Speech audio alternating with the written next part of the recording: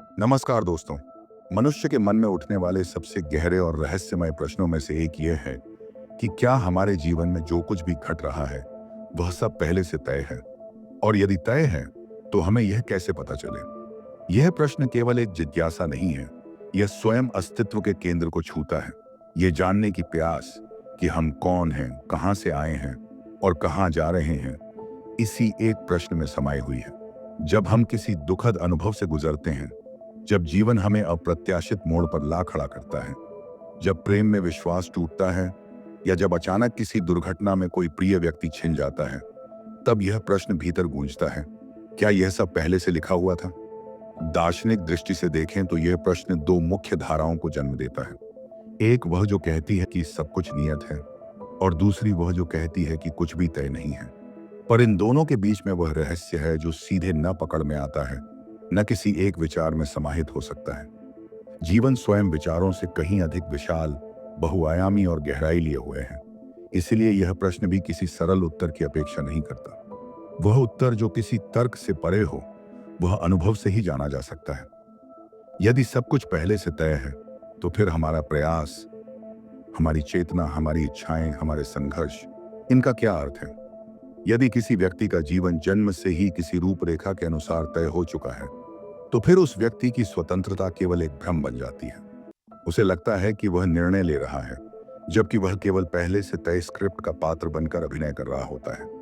लेकिन यह भी उतना ही खतरनाक विचार है जितना यह मान लेना कि सब कुछ पूरी तरह हमारे हाथ में है और नियति जैसा कुछ नहीं होता। दार्शनिक जिज्ञासा इसी द्वंद्व से शुरू होती है।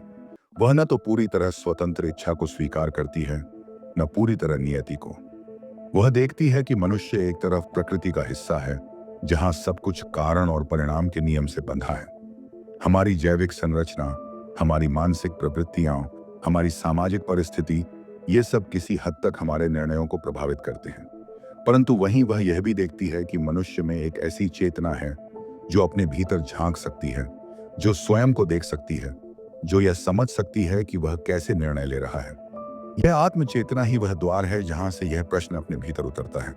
यदि मैं स्वयं को देख सकता हूं, तो क्या मैं अपने तयशुदा रास्ते से बाहर आ सकता हूं? क्या मैं अपनी सीमाओं से परे जा सकता हूं? क्या मैं किसी और दिशा में बढ़ सकता हूं? जीवन का प्रत्येक क्षण दो संभावनाओं से भरा होता है। एक वह जो हमारी आदत, हमारा अतीत, हमारा कंडीशनिंग तय करता है, और दूसरी वह जो अभी उपलब्ध है, जो पूरी तरह नया है, अनछुआ है।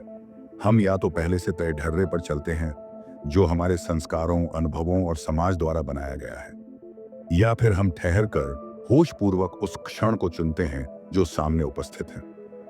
लेकिन यह जानना कि क्या सब पहले से तय है, केवल तर्क से संभव नहीं। तर्क हमें केवल द्वंद्व देता है, निष्कर्ष नहीं। यह जानना अनुभव से आता है। जब कोई व्यक्ति ध्यान में उतरता है, जब वह विचारों की परतों से परे जाता है, तब उसे अपने भीतर एक मौन दिखाई देता है, एक शांति जो न तो अतीत से बंधी है, न भविष्य से। वही मौन वह जगह है जहां से जीवन को देखा जा सकता है, जैसा वह है, न तय न अनियत, बल्कि एक सतत प्रवाह जहां सब कुछ संभव है। कई बार हम सोचते हैं कि कोई विशेष घटना इसीलिए घटी क्योंकि वह होनी ही थी। यह सोच पीछे मुड़कर देखी जाती है, लेकिन क्या वह वास्तव में होनी ही थी, या वह इसलिए हुई क्योंकि उस समय हमारे पास उस क्षण को समझने की क्षमता नहीं थी। यह भी संभव है कि जो कुछ घटता है वह हमारी चेतना की सीमाओं के कारण तय लगता है। एक सीमित चेतना के लिए जीवन पूर्व निर्धारित प्रतीत होता है। जैसे एक नींद में चलने वाला व्यक्ति केवल वही रास्ता देख सकता है जो सपने में आता है। जो व्यक्ति पूरी सजगता से जीता है, वह जानता है कि हर क्षण एक संभावना है। नियति केवल उसी के लिए है जो चेतना से सोया हुआ है। जो जागता है वह नियति को भी पार कर जाता है। लेकिन यह जागरण एक बौद्धिक क्रिया नहीं है, यह कोई निष्कर्ष नहीं है। यह तो एक अनुभव है जो तब घटता है जब मन, समय, विचार सब पीछे छूट जाते हैं और केवल मौन शेष रह जाता है। यदि हम जानना चाहें कि जीवन पहले से तय है या नहीं, तो इसका उत्तर बाहर नहीं मिलेगा। इसे कोई ग्रंथ, कोई गुरु, कोई दर्शन हमें नहीं दे सकता। यह उत्तर हमारे अपने अनुभव में छिपा है, और उस अनुभव तक पहुंचने का एक ही रास्ता है, स्वयं को जानना। जब हम भीतर झांकते हैं, तब हमें यह देखने का अवसर मिलता है कि हम कैसे सोचते हैं, कैसे प्रतिक्रिया देते हैं, कैसे निर्णय लेते हैं। तब यह स्पष्ट होने लगता है कि जो कुछ हम सोचते हैं वह स्वतंत्र इच्छा है, वह वास्तव में हमारे मन के पुराने ढांचे से संचालित हो रहा होता है। यह बोध निराशाजनक नहीं, बल्कि अत्यंत सुंदर है, क्योंकि वहीं से सच्ची स्वतंत्रता का आरंभ होता है। जब हम यह समझते हैं कि हम अपने संस्कारों से बंधे हैं, तभी वह क्षण आता है जब हम उन बंधनों से मुक्त होने की दिशा में पहला कदम रख सकते हैं।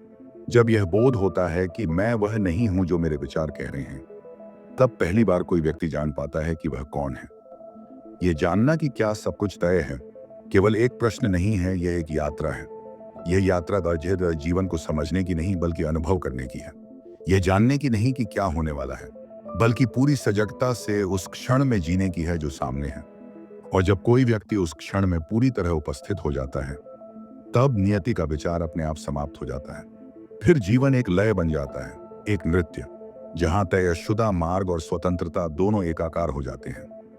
वह क्षण जब हम जानना छोड़ देते हैं और देखना शुरू करते हैं, जब हम पकड़ना छोड़ देते हैं और बहना शुरू करते हैं, वहीं से जीवन का रहस्य खुलता है।